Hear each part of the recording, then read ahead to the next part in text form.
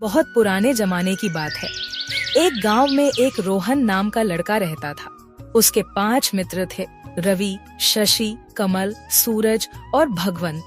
वैसे तो वो पांचों ही उसके बहुत अच्छे मित्र थे, लेकिन पिछले कुछ समय से उसके मन में एक शंका चल रही थी, जिसके हल के लिए वो एक संत के पास पहुंचा। आपके चरणों में मेरा कोटि कोटि प्रणाम गुरुदेव। खुश रहो बालक, बताओ कैसे आना हुआ। मैं जानता हूँ यह अजीब बात है, पर मेरे 5 मित्र हैं। उन पांचों में मेरा सच्चा मित्र कौन है, यह मुझे जानना है। नहीं, ये बिल्कुल अजीब नहीं है। इस उम्र में यह विचार आना बिल्कुल स्वाभाविक है। चलो मैं तुम्हें कुछ बिंदु बताता हूँ, जिससे तुम पता लगा सकते हो कि तुम्हारा सच्चा मित्र कौन है। वह संत मोहन को 5 बिंदु बताते हैं, जिससे वह अपने सच्चे मित्र का पता लगा सकता है। मोहन वापस आ जाता है और अपना काम शुरू करता है। उसने एक लड़के को बुलाया और उससे कहा कि वो उसके दोस्तों के बीच एक झूठ फैलाए। लड़के ने जाकर उन सबसे कहा कि रोहन अपने पिता के पैसे चुराता है। रवि के सिवा सभी मित्र शशि, कमल, सूरज और भगवंत मोहन के पास आ गए और उससे पूछने लगे, रोहन, क्या यह सच है कि तुम अपने पापा के पैसे चुराते हो?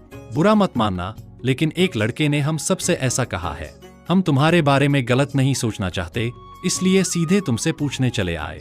हाँ रोहन, बताओ, ये झूठ है ना? हाँ, ऐसा कुछ नहीं है। ये जिसने भी कहा है सरासर झूठ है। रोहन ने देखा कि रवि नहीं आया है।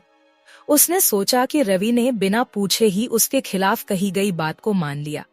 उसे लगा कि शायद रवि उसका सच्चा मित्र नहीं है, लेकिन उसे अभी अपने दोस्तों की और परीक्षा लेनी थी। एक दिन वह अपने 5 दोस्तों के साथ नदी के पास खेलने गया। उसे तैरना आता था, लेकिन वो उनकी परीक्षा लेने के लिए अचानक नदी में गिरकर डूबने का नाटक करने लगा। चलो आज पता चलता है कि कौन मेरा सच्चा मित्र है। बचाओ बचाओ। अरे, रोहन तो डूब रहा है, जल्दी हमें उसे बचाना होगा। हाँ चलो, नदी में कूदो। रवि, कमल, सूरज और भगवंत सभी नदी में कूद पड़े और रोहन को बचाने की कोशिश करने लगे, लेकिन शशि ने नदी में कूदने की कोई कोशिश नहीं की। शशि क्यों नहीं आ रहा? क्या उसे मेरी परवाह नहीं है? रोहन को शशि का यह रवैया बहुत बुरा लगा। उसने सोचा कि शायद शशि उसकी परवाह नहीं करता और उसे सच्चे मित्र की तरह नहीं मानता। कल रवि और आज शशि हद हो गई। जिन्हें मैंने अपना सबसे अच्छा मित्र समझा, वही मेरे सच्चे मित्र नहीं हैं। फिलहाल असली दोस्तों की पहचान करने के लिए अगला पड़ाव था उनसे 500 सिक्के उधार मांगना। मुझे 500 सिक्के उधार चाहिए, क्या तुम मेरी मदद कर सकते हो? बिल्कुल रोहन, तुम्हें जितनी भी जरूरत हो ले लो। रवि ने बिना किसी सवाल के 500 सिक्के रोहन को दे दिए। रोहन ने रवि का धन्यवाद किया और आगे बढ़ गया। शशि, मुझे 500 सिक्के उधार चाहिए, मैं तुम्हें अगले महीने लौटा दूंगा। बिल्कुल मित्र, यह लो 500। शशि ने भी तुरंत 500 सिक्के दे दिए। सूरज, मुझे 500 सिक्के चाहिए, क्या तुम उधार दे सकते हो? हाँ क्यों नहीं, इसमें इतना शर्माने वाली कौन सी बात है? सूरज ने भी बिना किसी हिचकिचाहट के 500 सिक्के दे दिए। भगवंत यार, 500 सिक्के होंगे क्या तेरे पास? हाँ है, ये ले 500 सिक्के। भगवंत ने भी तुरंत 500 सिक्के दे दिए। अब अंत में रोहन कमल के पास पहुंचा। कमल, मुझे 500 चाहिए, क्या तुम उधार दे सकते हो? 500 तो नहीं, 50 है, यह रख लो। पर मुझे बहुत जरूरत है। लेकिन यार, मेरे पास बस 50 ही है। बस रोहन को कमल की यह कंजूसी बहुत बुरी लगी। उसने सोचा कि कमल शायद सच्चा मित्र नहीं है, क्योंकि उसने जरूरत के वक्त पूरी मदद नहीं की। अब सच्चे मित्र की अगली परीक्षा के लिए उसने एक लड़के से कहा कि वह उसके दोस्तों तक उसकी झूठी दुर्घटना की खबर पहुंचाए। लड़के ने ऐसा ही किया। रोहन, क्या हुआ? तुम ठीक तो हो? हमने सुना कि तुम सीढ़ियों से गिर पड़े। कैसे हो तुम? तुम्हें कुछ ज्यादा चोट तो नहीं आई? भगवान करे तुम जल्दी ठीक हो जाओ यार। सूरज कहाँ है? क्या उसे मेरी हालत के बारे में नहीं पता चला? पता नहीं रोहन, हम भी सूरज को ढूंढ रहे थे, लेकिन वो कहीं नहीं मिला। रोहन को यह बहुत बुरा लगा कि सूरज उसकी इतनी गंभीर स्थिति में भी मिलने नहीं आया।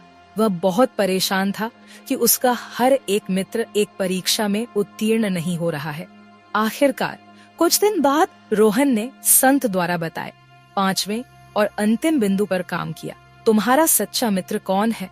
रोहन, तुम मुझ पर भरोसा कर सकते हो। मैं किसी से कुछ नहीं कहूँगा। शशि, मैंने एक दुकान से कुछ सामान चुरा लिया। यार, मुझे बहुत बुरा लग रहा है, पर यह किसी को बताना मत। तुम निश्चिंत रहो रोहन, मैं इसे किसी से नहीं कहूँगा। कमल, यह बात किसी को बताना मत, पर पता है मैं ना रात को सोते हुए बिस्तर गीला कर देता हूँ। मुझे यह बीमारी है। रोहन, तुम मुझ पर भरोसा कर सकते हो। मैं किसी से कुछ नहीं कहूँगा, पर इसका इलाज करवाओ। एक राज की बात बताऊं, मेरा असली नाम नामंगल है, पर यह सिर्फ तुम्हारे और मेरे बीच रहनी चाहिए। तुम निश्चिंत रहो रोहन, मैं किसी को नहीं बताऊंगा। मेरा मतलब मंगल। भगवंत, मैं तुम्हें अपना एक राज बताता हूँ, किसी से कहना मत। दरअसल मेरी माँ सौतेली है। अरे रोहन, ऐसा कैसे हो सकता है भाई? तुमने आज से पहले तो ऐसा कुछ नहीं बताया, पर चलो तुम मुझ पर भरोसा कर सकते हो। मैं किसी से कुछ नहीं कहूँगा। कुछ दिन बाद रोहन जब रास्ते से जा रहा था तो उसे एक लड़का मिला और वह बोला, क्या बात है रोहन, सुना है तुम्हारी माँ सौतेली है। रोहन को बहुत बुरा लगा और उसे समझ आ गया कि भगवंत ने उसका राज खोल दिया। संत के बताए 5 बिंदु पूरे हो चुके थे, पर उसके कुछ समझ में नहीं आया कि उसका सच्चा मित्र कौन है। इसलिए वो संत के पास पहुंचा और उन्हें पूरी बात बताई। आपके चरणों में मेरा कोटि कोटि प्रणाम। मैंने आपके बताए 5 बिंदुओं का पालन किया और अपने दोस्तों की परीक्षा ली, लेकिन हर एक परीक्षा में एक मित्र अनुत्तीर्ण हुआ। अब मैं कैसे पता लगाऊं कि मेरा सच्चा मित्र कौन है? कुछ समझ में नहीं आ रहा।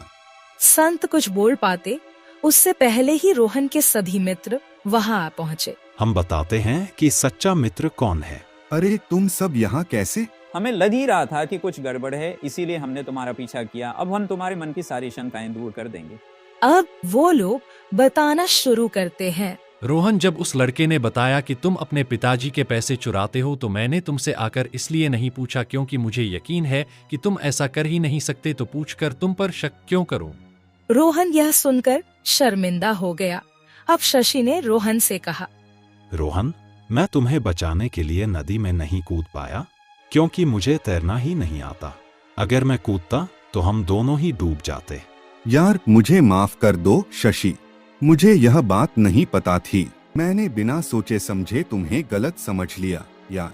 इसके बाद कमल ने मोहन को अपनी स्थिति समझाई। रोहन, मैं तुम्हें 500 सिक्के नहीं दे सका क्योंकि मेरे पास सिर्फ 50 ही थे। यह सब अमीर हैं, पर मैं गरीब हूँ यार। इन्होंने अपनी संपत्ति का एक छोटा हिस्सा दिया, लेकिन मैंने तो अपनी पूरी पूंजी दे दी।